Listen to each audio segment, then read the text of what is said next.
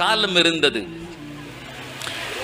பொம்பளை பிள்ளைகள வயசுக்கு வந்த பிள்ளைகளை வெளியே அனுப்பிட்டு சொல்லுவாங்க, வீட்டில் எங்கள் வயிற்றுல நெருப்பு கட்டிக்கிட்டு இருக்கோம். அது ஸ்கூலுக்கோ காலேஜுக்கோ அல்லது எங்கேயோ அனுப்பிட்டு வெளியே போனால் பொம்பளை பிள்ளைய அனுப்பியிருக்கோம், வயிற்றுல நெருப்பு கட்டிக்கிட்டு இருக்கோம். சகோதரர்களே, இன்றைக்கு நான் சொல்லுகிறேன், பொம்பளை பிள்ளை அல்ல, ஆம்பளை பிள்ளைய அனுப்புனாலும் வயிற்றுல நெருப்பு தான், வழி இல்லை. இவன் போறவன் எந்த முகத்தோடு திரும்பி வருவான் என்பது நமக்கு தெரியாது. உண்மையா இல்லையா?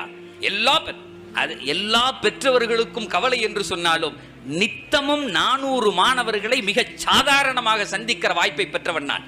உங்கள் குழந்தைகளை, உங்கள் தம்பிகளை அல்லது உங்க அண்ணன் மக்களை கல்லூரியில 400 மாணவர்களை நித்தமும் சந்திக்கிறேன். அந்த மாணவர்களுடைய நாடி துடிப்பை அறிந்தவன் என்கிற வகையில் நான் சொல்லுகிறேன். ரொம்ப பெரிய விஷயத்தில் இருக்கோம். நம்ம எந்த பிள்ளை ரொம்ப ஒரு சாக்லேட் மாதிரி வளர்த்து கொடுத்தமோ உடனே கெட்டு போறான். போன வாரம் ஒரு ஊரில் ஒரு மீட்டிங்காக வேண்டி போயிருந்தேன். அசரு தொழுக பள்ளியில் போய் தொழுகலாம் அப்படின்னு சொல்லிட்டு தொழுகைக்கு போயிருந்தேன். எனக்கு முன்னால் ஒது செய்கிறதுக்காக வேண்டி ஒரு பையன் வந்தான். சரி, ஒது செய்கிறான்னு நானும் சட்டையை தூக்கிட்டு ஒது செய்ய போனேன். அந்த பையன் வாயிலிருந்து ஒன்று துப்புனான்.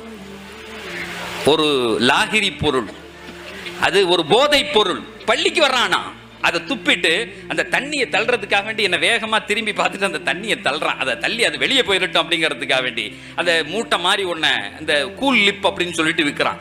அது இன்னைக்கு என்னன்னே தெரிய மாட்டேங்குது. சகோதரர்களை, நன்றாக விளங்கிக் கொள்ளுங்கள், இது போதையான்னு கூட தெரியல. அப்ப வேகமா தள்ளனா எனக்கு ரொம்ப வருத்தமா இருந்துச்சு. அட, தொழுகிற பிள்ளை வேற எவனோ ஊர்ல ஓரத்துல அந்த பாலத்துக்கு அடியில ஒருத்தன் நிக்கிறான், அவன் செஞ்சாங்கிறது வேற. தொழுகிற பிள்ளை இது என்ன தவறுன்னு கூட தெரியல, துப்பிட்டு அதை தள்ளி விட்டுட்டு தொழுவறான். நன்றாக விளங்கி கொள்ளுங்கள், திருச்சியோ அல்லது உங்க ஊர்லயோ ஒரு காலத்தில் கருத்தரிப்பு மையங்கள் அப்படிங்கிறது இல்ல.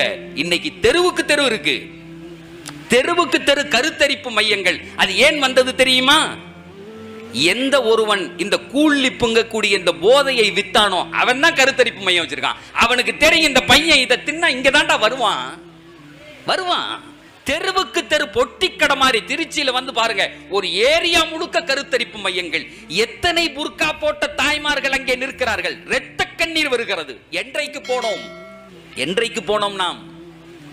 இதை தின்ன உடனே அங்க நிக்கிறிய, அந்த ஒரு குறிப்பிட்ட காலம் வந்த உடனே, அந்த கல்யாணம் முடிச்ச உடனே அந்த பெண் கேட்கிறாள், நீ ஆம்பளை ஆடானோன்னு தூக்கு போட்டு தொங்குறதுக்கு நினைக்கிறானா சார்? அவ கேட்கிறா, நீ ஆம்பளையாடா? இல்லையே, நீங்கள் என்ன செய்கிறீர்கள் என்பது உங்களுக்கு தெரியவில்லை.